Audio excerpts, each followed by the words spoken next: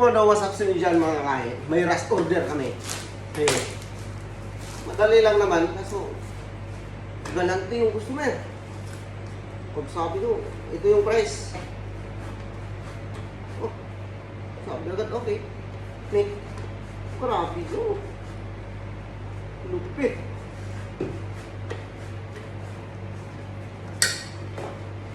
Talaga, literal na rush order.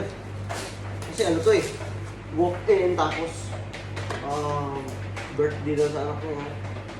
So,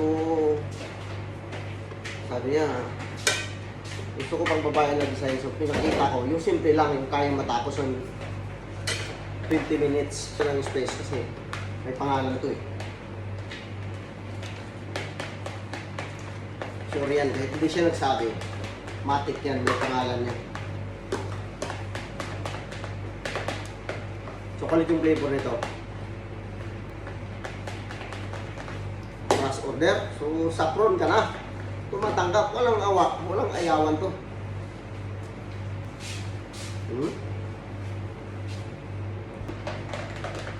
Tapos pinatikin ko siya sa cake. Hindi ko naman pretty. Sabi niya, brilliant. Ano siya? May lakas. May lakas. Tapos, ano, kita mo yan. Crush yan, guys.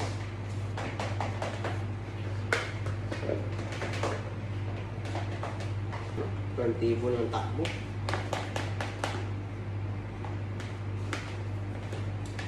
Siyempre, ibiyahe pa niya to. Mamaya, malayo yung biyahean niya to. Tapos, hindi matibay, masisi pa tayo, no? So, dapat matibay yung cake mo. Tapos, pugi na yung gumawa. Ah, yun ang pinakamalupit doon. Tapos, ilagay mo sa freezer. Ilang minutes pa tayo? 5 minutes pa lang kasi naka-post-post yun ito. Wala kang ginagawa. Diba? Continue lang edit yung mga lahat. Walang ano yan, walang cut yan. Walang cut. Bah, very easy, very fast.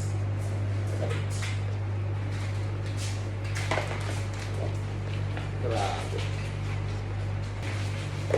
Tapos na. Ilang minutes? 6 minutes. Very fast, ha? Ito sa iya. Sa likod daw sula.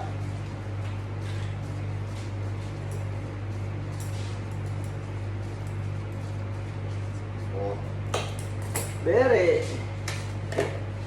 Tapos na, guys. Mga ganyang design. Hindi na pinapatagal yan. Tapos na natin. Pagkatapusin pa ng iba to eh. Ah, diba?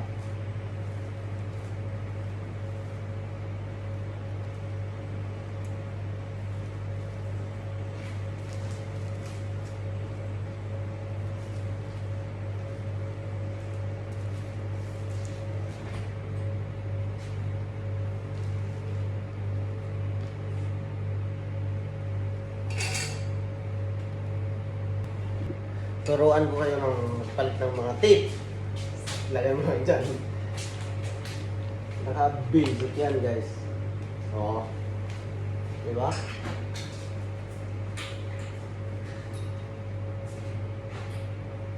Meron ka lang isang design. Ang lupit! Astig! Siyempre, pagandahin natin ito. Oops, ito yung harap. Oh, happy birthday. Siyempre, para illegal to, para matuwa yun. Kasi, mamaya, bigyan tayo ng rating sa Google ng nakamataas, diba? At least,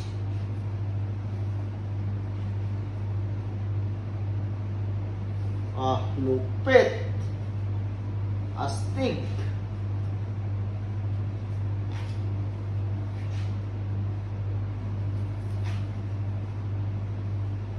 Astig, boss.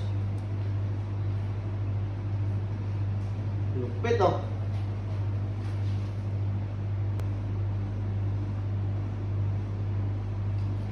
Tapos yung shiny natin.